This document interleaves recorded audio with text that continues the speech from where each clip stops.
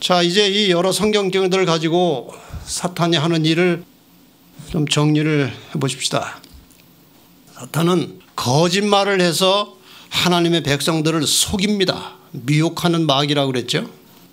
두 번째, 하나님의 백성을 하나님 앞에 고소해서 구원을 못 받도록 계속해서 하나님과 다툽니다. 어떻게 그런 죄인을 구원하십니까? 그건 공정하지 않습니다. 그건 하나님의 공의가 아닙니다. 이렇게 고소해요. 여러분, 이런 사탄의 고소에 하나님께서 할 말이 있게 하려면 우리가 개인 생활 속에서 자주 저질러지는 모든 죄에 대해서 항상 그리스도의 보혈로 정결케 함을 입고 살아야 돼요. 그것이 없으면 사탄이 고소할 때 하나님이 할 말이 없어요. 우리가 매일의 생활 속에서 크고 작은 저질러지는 죄들에 대해서 하나님, 제가 이런 잘못을 했는데 십자가의 보혈로 씻어 주십시오. 용서하여 주십시오. 이렇게 기도한 기록이 있으면 하나님께서 사탄이 고소할 때 그거 그 전에 이런 기도를 통해서 이미 용서된 것이.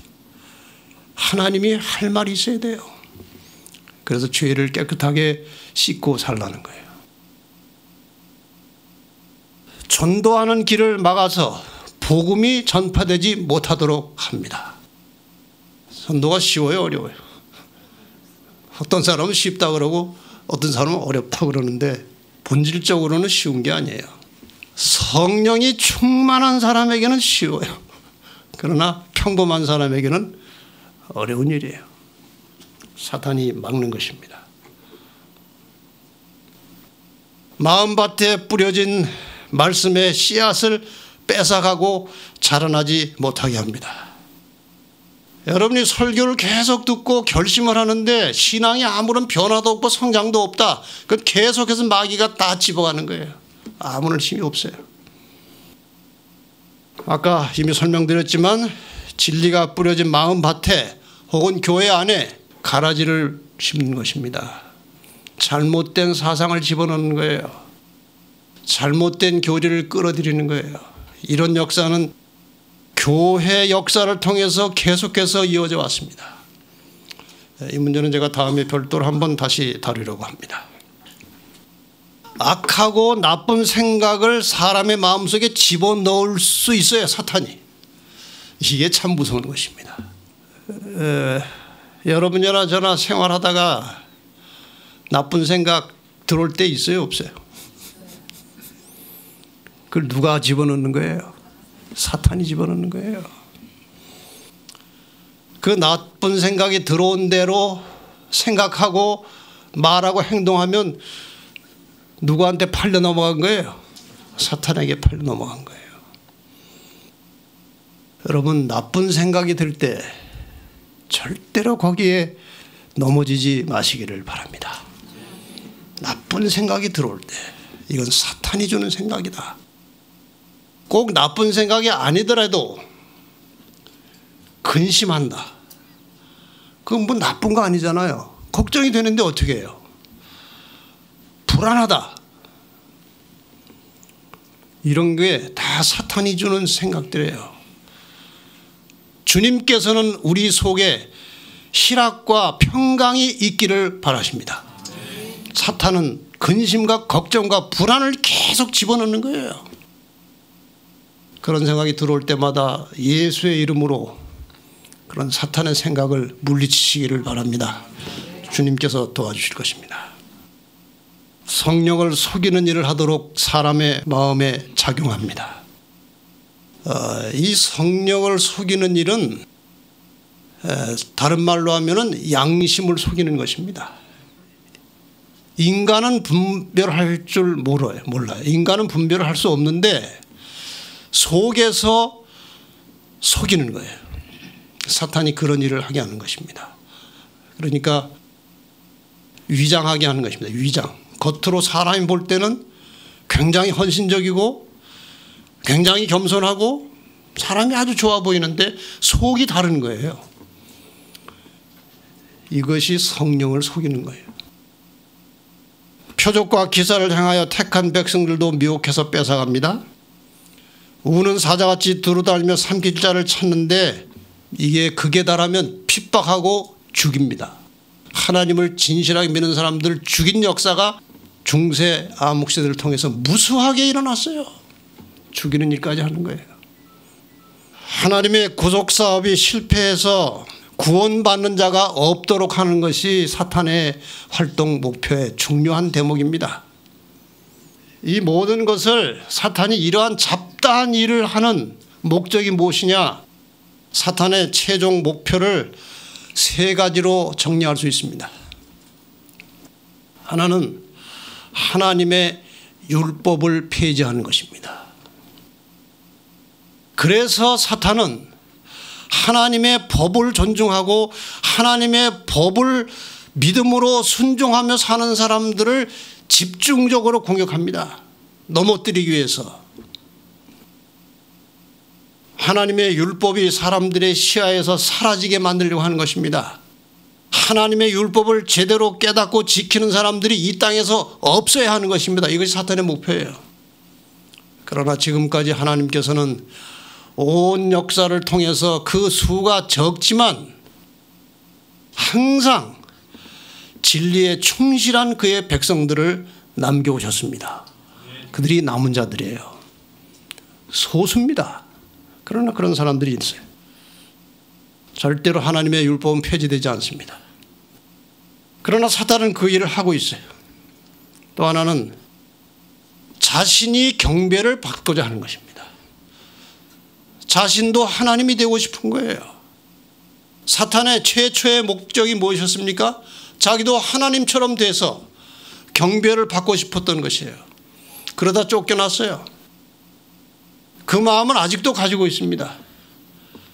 세상의 사람들을 다 죄인으로 만들어서 자기가 경배받으려고 하는 것입니다. 그리고 결국에 가서는 자기를 경배하는 자들을 다 붙잡고 온 세상을 지배하고 통치하려고 하는 것이 사탄의 목표예요. 그래서 마지막 때에 짐승의 우상을 만들고 경배하게 하고 경배하지 않은 자들은 죽이게 하고 그래서 온 세상을 자기의 부하로 만들어서 세상을 통치하려고 하는데 언제 그것이 가장 극에 달하는가? 재림 직전에 극에 달하는 거예요. 왜? 예수께서 재림하시면 자기는 망하는 것입니다. 예수께서 재림하기 전에 이를 이루기 위해서 집요하게 사탄이 노력하고 있다는 것입니다. 우리는 이 사실을 예언을 통해서 확인할 수 있어요. 이제 끝으로 사탄의 최대 속임수가 무엇인지 아까 잠깐 보셨습니다. 사탄의 활동은 방금 창조함을 받은 아담과 하와가 거주하는 에덴 동산에서 출발했습니다.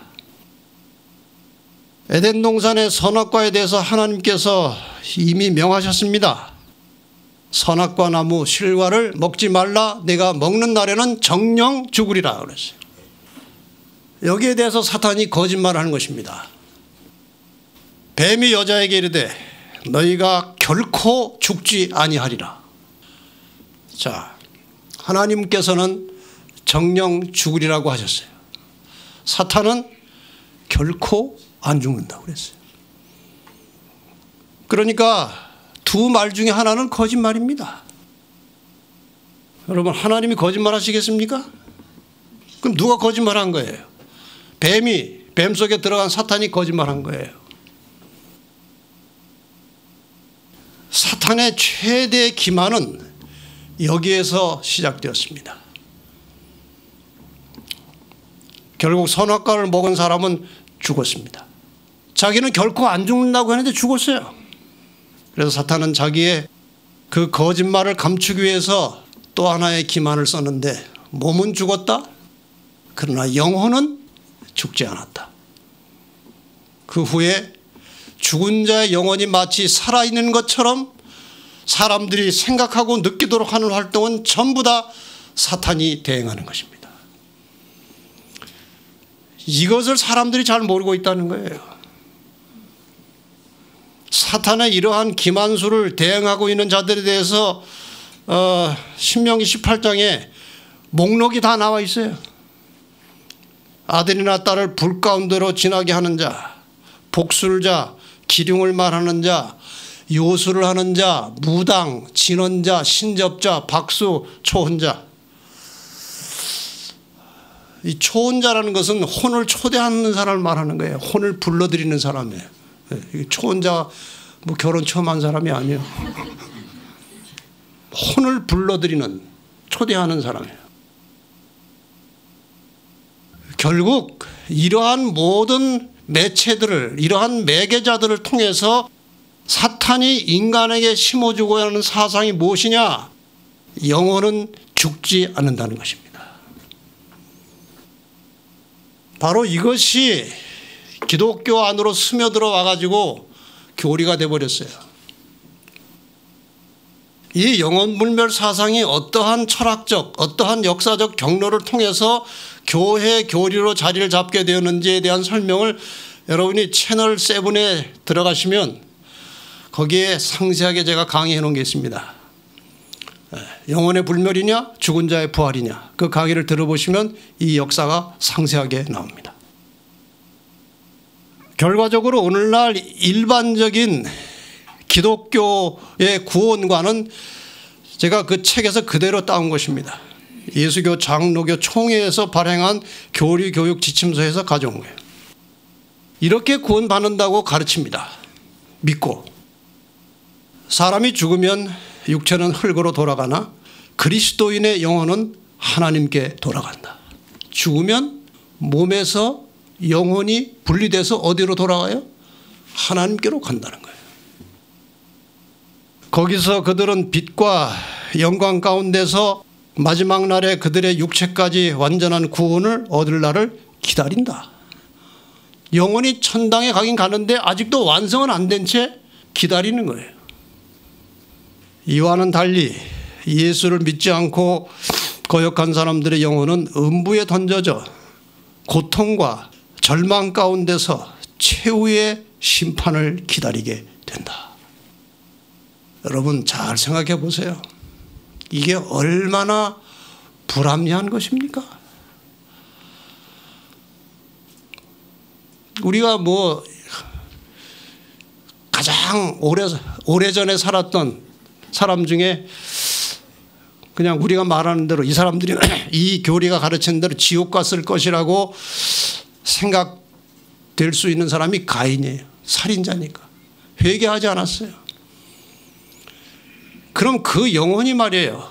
여기 말한 대로 지옥에 가서, 음부에 가서 고통을 받으면서 지금까지 있습니까? 앞으로도. 이게 얼마나 불합리한 것입니까? 그게 무슨 그 죄가 사람이 기껏 지어봐야 100년도 안 되는 세월 동안 죄 짓는 것인데 그걸 가지고 수천 년 동안 고통을 받아야 됩니까? 지옥에 던져져서. 그런 하나님 아니십니다. 이거는 완전히 사탄의 속임수예요. 여러분에게 한 권씩 나눠드렸던 영적 세계로의 여행이라는 책을 보신 분은 이 속에서 이게 관련된 매우 중요한 이야기를 보셨을 것입니다. 이 저자 로저 모너라는 사람은 하나님을 안 믿는 사람이었는데 친구의 간절한 요청에 의해서 사탄을 숭배하는 사탄 교회에 출석을 시작했습니다. 미국에 세이튼 철치가 있어요. 사탄을 숭배하는 예배를 주일마다 드리는 것입니다.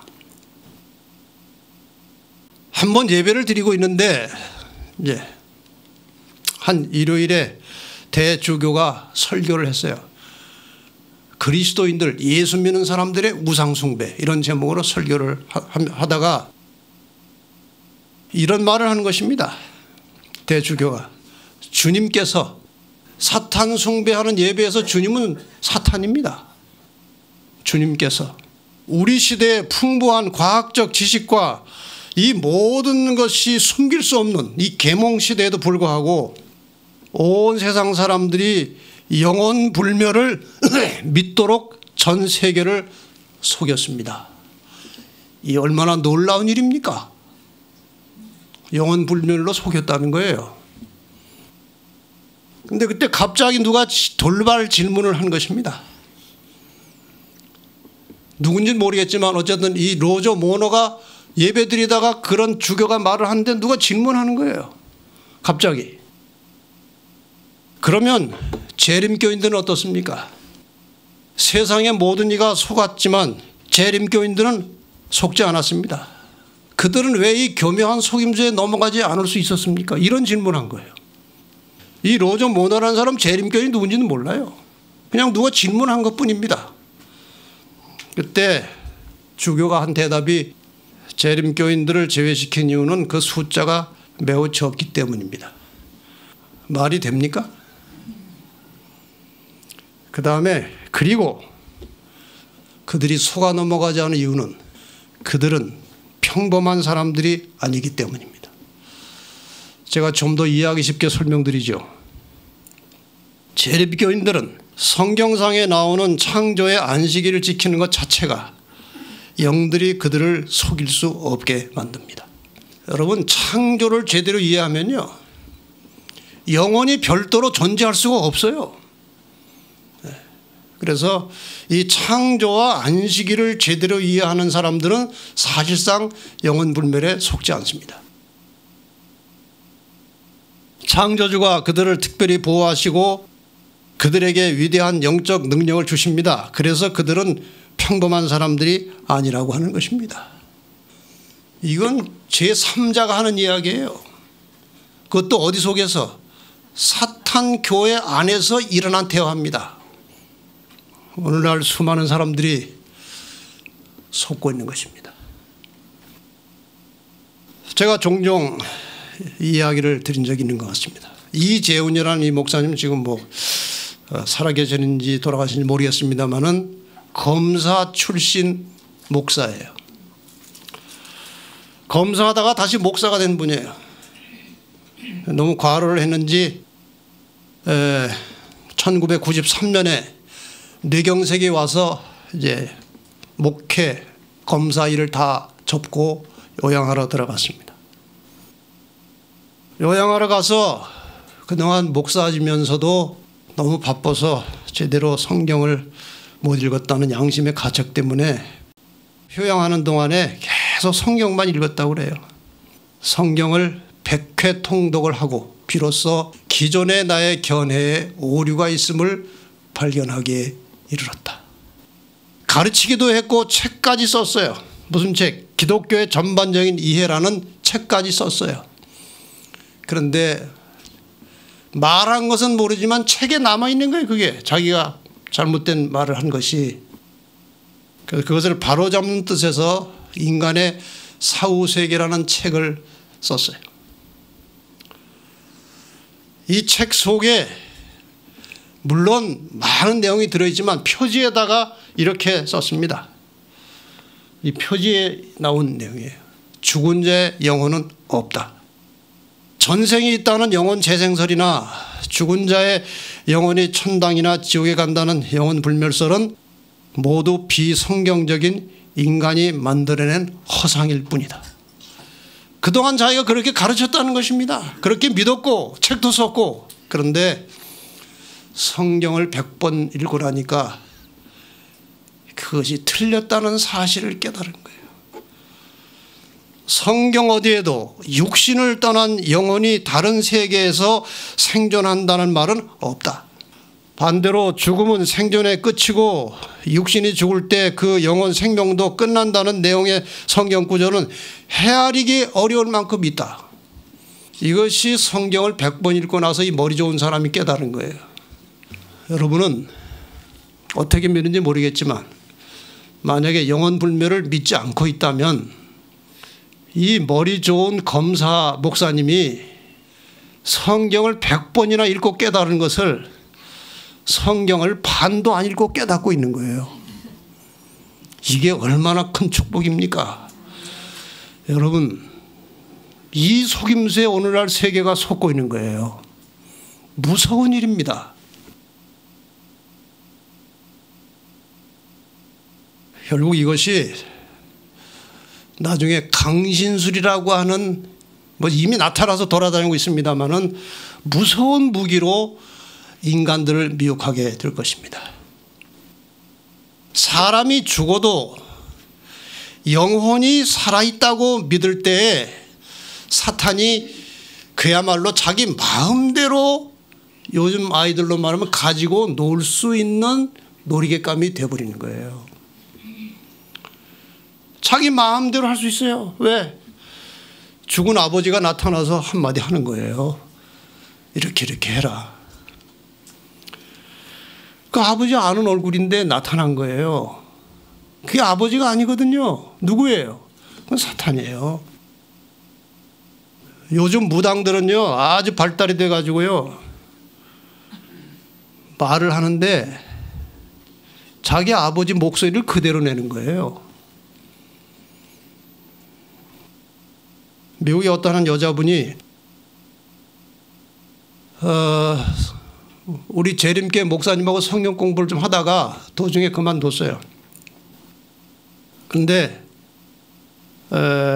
어느 날 약국에 가서 이렇게 약을 사다가 팜플렛을 하나 봤는데 메타피직스라고 하는 제목의 팜플렛이 있는 거예요. 그래서 그거 하나 갖다 봤더니 죽은 자를 만날 수 있다는 내용이 나온 거예요.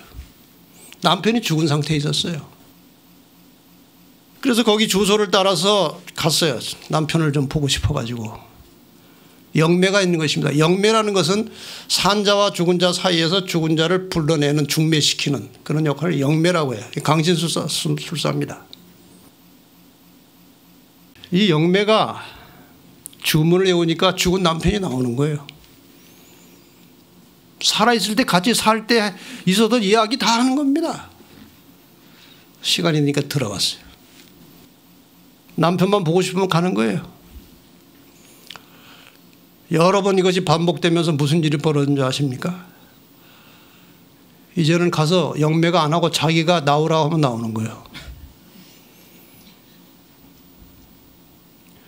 또 이것이 반복되니까 나중에는 갔는데 나오란 말도 안 하는데 나오는 거예요. 또 시간이 흘렀어요. 이제는 남편이 집에 나타나는 거예요. 집에. 그리고 사생활을 간섭하기 시작합니다. 텔레비전 보고 있으면 그건 보지 마라. 그건 봐라. 간섭을 하는 거예요. 말을 안 들으면 그 책에 그대로 불로 다리를 찢었다고 그랬어요. 종속된 겁니다. 종이 된 겁니다. 노예가 된 거예요. 심부름도 시켜요. 이 메시지를 어디 몇 번째 누구한테 갖다 줘라. 안 할 수 없어요. 안 하면 해코지 당하니까. 결국 자기에게 그전에 성경을 가르쳤던 목사가 그 소문을 듣고 찾아왔습니다. 하도 안타까워서.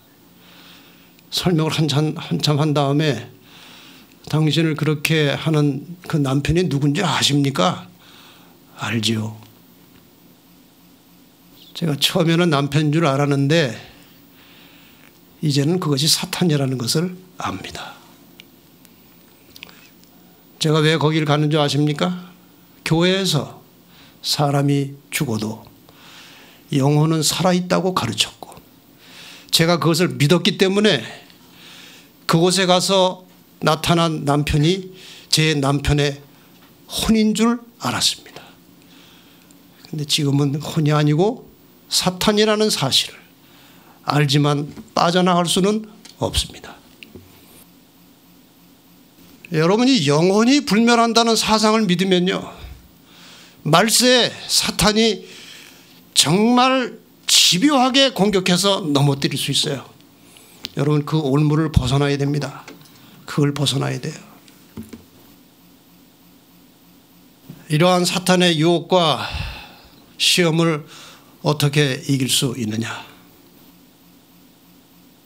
야고보 4장 7절에는 그런즉 너희는 하나님께 순복할지어다 마귀를 대적하라 그리하면 너희를 피하리라.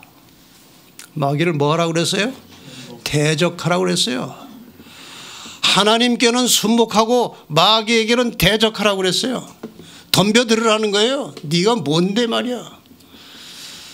나쁜 생각 들어오면은 마귀야 나가라. 나는 내 말 듣고 싶지 않다. 이렇게 대적하라는 거예요.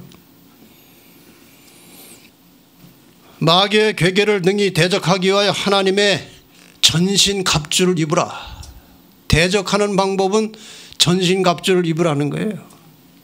에베소에 보면 그 전신갑주를 구체적으로 열거하고 있습니다. 하나님의 전신갑주가 무엇인지 그런즉 서서 진리로 너희 허리띠를 띠고 의의 흉배를 붙이고 평안의 복음에 예비한 것으로 신을 신고 모든 것 위에 믿음의 방패를 가지고 이로써 능히 악한 자의 모든 화전을 소멸하고 구원의 투구와 성령의 검 곧 하나님의 말씀을 가지라.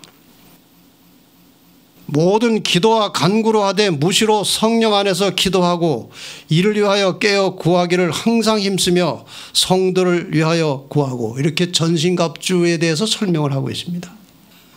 사탄의 계계를 이기려면 이렇게 무장을 해야 된다는 겁니다. 요약하면 이런 것입니다. 끊임없이 진리를 추구하면서 진리를 사모하라는 거예요. 매 순간 자기를 의지하지 말고 그리스도의 의를 의지하라는 거예요. 그리고 항상 복음을 전하는 일에 전심전력하라는 것입니다. 하나님의 말씀에 대한 철저한 믿음을 가지라.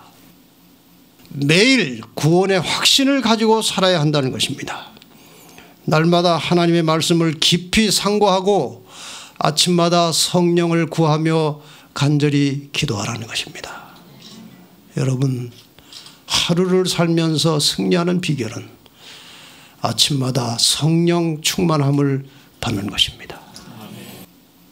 제가 앞으로 이 문제를 좀 깊이 다루려고 합니다. 제가 최근에 아주 뼈저리게 느끼는 것은 오늘날 우리가 성령의 충만한 경험 없이는 결코 성공적인 그리스도인의 삶을 살 수 없다는 것입니다.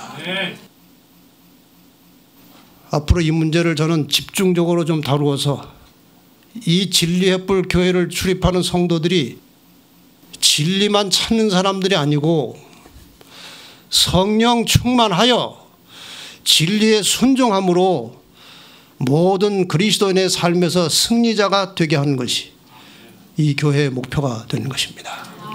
여러분, 이 문제를 깊이 개인적으로도 생각하시기를 바랍니다. 예수님께서 시험을 받으셨습니다. 이 말은 조금 이해하기 어렵습니다만은 예수님의 삶 전체가 성령의 이끌림을 받는 생활이었고 그 중에 침례받으신 후에 광야로 들어가셔서 40일 기도한 다음에 마귀에게 시험을 받았다고 하는 말인데 표현을 이렇게 하는 것입니다. 시험을 받으러 일부러 간 것처럼. 절대 그런 것은 아니고 지금 제가 설명드린 그 내용입니다. 예수께서 시험을 받으실 때에 이기신 방법은 언제나 똑같은 것입니다.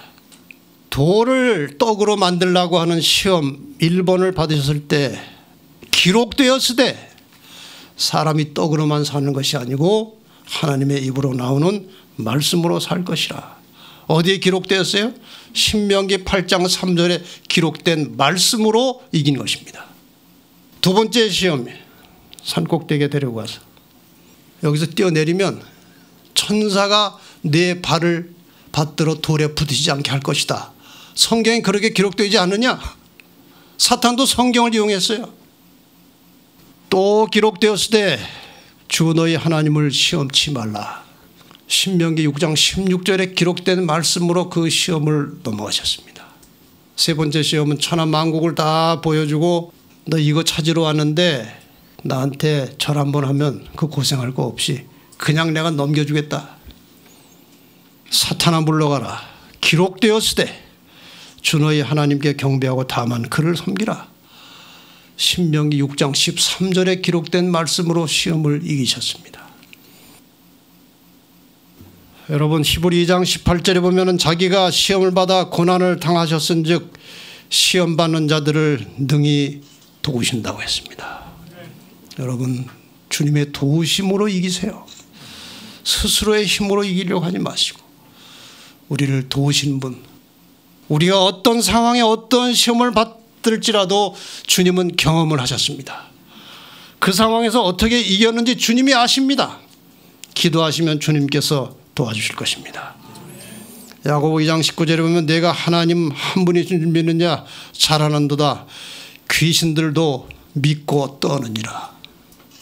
예수의 이름으로 사탄을 물리치셔야 됩니다. 하나님의 말씀으로 사탄을 이기셔야 하는 것입니다.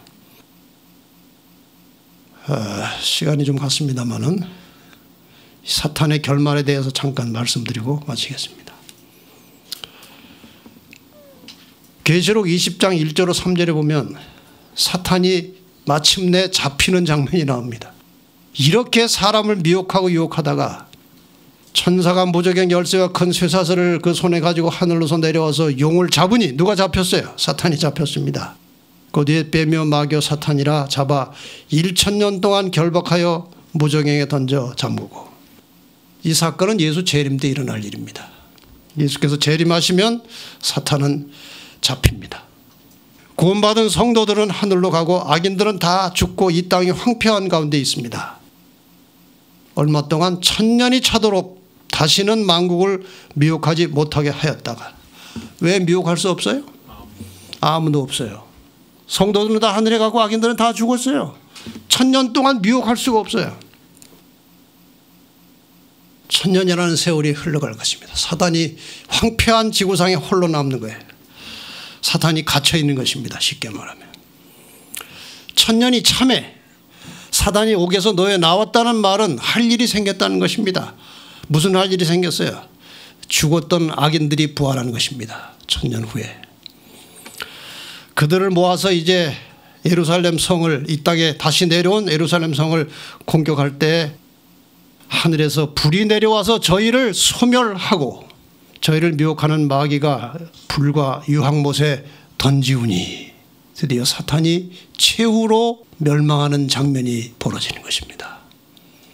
악인이 부활했고 이제 이 일을 저지르려고 할 때 하늘에서 불이 내려와서 모든 악을 소멸시키고 세상의 역사는 끝납니다. 죄는 이 땅에서 사라지는 것입니다. 의만 남아있는 것입니다. 구원받은 성도들만 남아있는 것입니다. 그것이 바로 계시록 21장 1절 3절 4절에 나오는 말씀이에요. 이 말씀을 우리 다 같이 읽고 기도하고 바로 예배를 마치겠습니다. 시작. 또 내가 새 하늘과 새 땅을 보니 처음 하늘과 처음 땅이 없어졌고 바다도 다시 있지 않더라.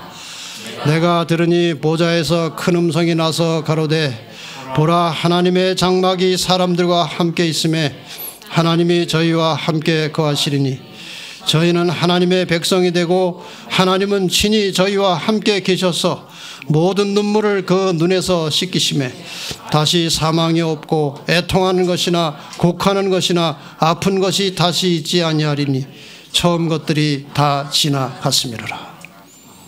바로 이것이 하나님께서 모든 죄를 소멸하시고 그의 백성들과 함께 새로운 삶을 시작하는 장면입니다. 여기에 우리 모두 함께 있게 되시기를 바랍니다. 기도하시겠습니다. 하나님, 우리 인간이 연약해서 우리의 지배권을 사탄에게 자주 넘겨주고 사탄의 영향으로 말을 함부로 하고 행동을 함부로 하고 다른 사람들의 심령을 상하게 하는 일들을 자주 합니다. 이거 사탄의 지배를 받으면서 하는 일인데 알지 못하고 그렇게 하고 있습니다. 아버지, 저희들을 용서하여 주시고 우리의 삶의 순간순간마다 성령의 지배하심을 받도록 더 많이 기도하게 하시고 더 많이 하나님께 매어 달리게 하시고 그래서 성령으로 태어난 그리스도인으로서 순간순간 성령의 능력으로 살게 해주시고 그 안에서 감사와 기쁨이 충만하게 하시고 마음의 평강이 있게 하시고 그 넘치는 생명을 다른 사람에게도 나눠줄 수 있는 증인들이 되게 하여 주시옵소서. 주신 말씀 가슴속 깊이 새기고 한 걸음이라도 변화의 경험이 있게 하여 주시옵소서. 예수님의 이름으로 간절히 기도합니다.